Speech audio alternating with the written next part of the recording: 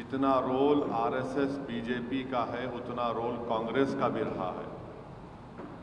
मेरी इस बात को और ऐसे कई हजारों लाखों लोगों की बात को दोबारा कमलनाथ ने साबित किया कि बाबरी मस्जिद की डेमोलिशन और शहादत में कांग्रेस का भी बराबर का हिस्सा है। और कमलनाथ ने ये कहा कि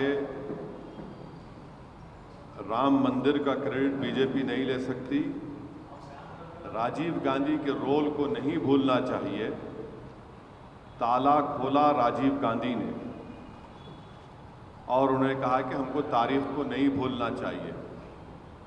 बिल्कुल सही कहा उन्होंने। तारीख को इसलिए नहीं भूल सकते कि जब पहली मर्तबा बाबरी मस्जिद के अंदर रात के अंधेरे में चोरों की तरह मस्जिद के अंदर जाकर उसमें आइडल्स को रखे गए थे मिंबर नबवी सल्लल्लाहु अलैहि वसल्लम पर, उस वक्त किसकी सरकार थी उत्तर प्रदेश में?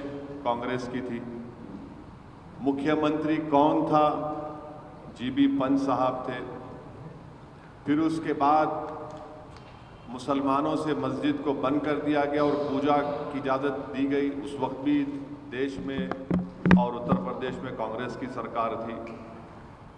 फिर मामला बड़ा ताले खोलने का, तो ये बात बिल्कुल सच है। राजीव गांधी के ही ज़माने में बाबरी मस्जिद के ताले धोखा देकर खोले गए और उस ज़माने में मुस्लिम पक्ष को बुलाया तक नहीं गया और जज साहब ने 25 या 30 पेज का ऑर्डर 5 मिनट में दे दिया। और उस ज़माने में कंप्यूटर नहीं था और टाइपराइटर था उस ज़माने में। बगैर सुने तो सरकार ने, राजीव गांधी की कांग्रेस सरकार ने ताले खुलवा दिए और उसके बाद बूटा सिंह ने वहाँ पर शिलान्यास किया।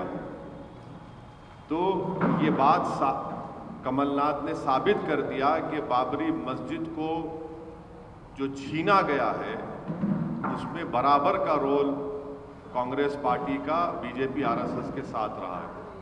तो 48-49 से 6 दिसंबर 1992 तक बराबर कांग्रेस का रोल रहा इसमें, डेमोलिशन में और इसको काम करने में। 6 दिसंबर के दिन बीजेपी, विश्व हिंदू परिषद, आरएसएस ने सुप्रीम कोर्ट को ये वादा किया, गलत बोला, झूठ बोला कि वहाँ पर कुछ नहीं किया जाएगा बाबरी मस्जिद को उसके बाद डेमोलिशन कर दिया गया। तो ये सच्चाई है और इसमें बराबर कांग्रेस का और बीजेपी आरएसएस का रोल रहा है। मैं तो ये पूछना चाहूँगा कांग्रेस के नेताओं से कि क्या आप लोग क्यों सेकुलरिज्म का एक झूठा चेहरा जनता के सामने हमेशा पेश करते आ रहे हैं? मैं पूछना चाहूँगा राहुल गांधी से कि क्या आपके वालिद जब देश के प्रधानमंत्री थे तो क्या उन्होंने बाबरी मस्जिद के ताले खुलाए थे? नहीं खुलाए थे। मैं पूछना चाहता हूँ कांग्रेस के तमाम लीडर से जो अपने आप को बड़ा सेकुलर और लिबरल कहते हैं, बल्कि अंदर से जितना नफरत उनके दिलों में है, हिंदुत्व की आइडियोलॉजी पर दोनों चलते हैं, कांग्रेस भी चलती है और आपके बीजेपी भी चलती है। अब वो बताएं इसके ऊपर। ये सच्चाई है। कमलनाथ जो कह रहे हैं वो बिल्कुल सच कह रहे हैं, वही असली कांग्रेस का चेहरा है। और कमलनाथ साहब का एक बहुत बड़ा रोल भी रहा है। जब 84 में सिखों का जेनोसाइड हो रहा था दिल्ली की सड़कों पर, उस वक्त हम पूछना चाहते हैं कमलनाथ से और कांग्रेस से कि क्या कमलनाथ और कांग्रेस पार्टी नहीं जानती कि रिकाबगंज के गुरुद्वारे में क्या हुआ?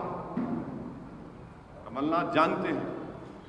बहरहाल ये इनका बयान जो आया है, इससे कांग्रेस पार्टी का रोल उन्होंने एक्सेप्ट किया है बाबरी मस्जिद के डेमोलिशन में, बाबरी मस्जिद को मुसलमानों से छीनने के लिए।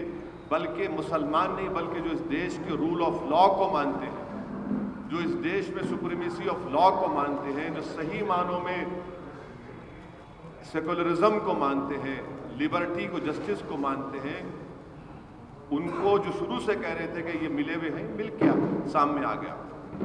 और एक बात ये है कि जब ये बात कमलनाथ कह चुके हैं तो हम तो उम्मीद करेंगे कि देश के प्रधानमंत्री नरेंद्र मोदी जब जनवरी में कुछ फंक्शन करने जा रहे हैं वो, हाँ, तो हम उम्मीद करेंगे कि देश के प्रधानमंत्री राहुल गांधी को भी अपने साथ में लेके जाएं,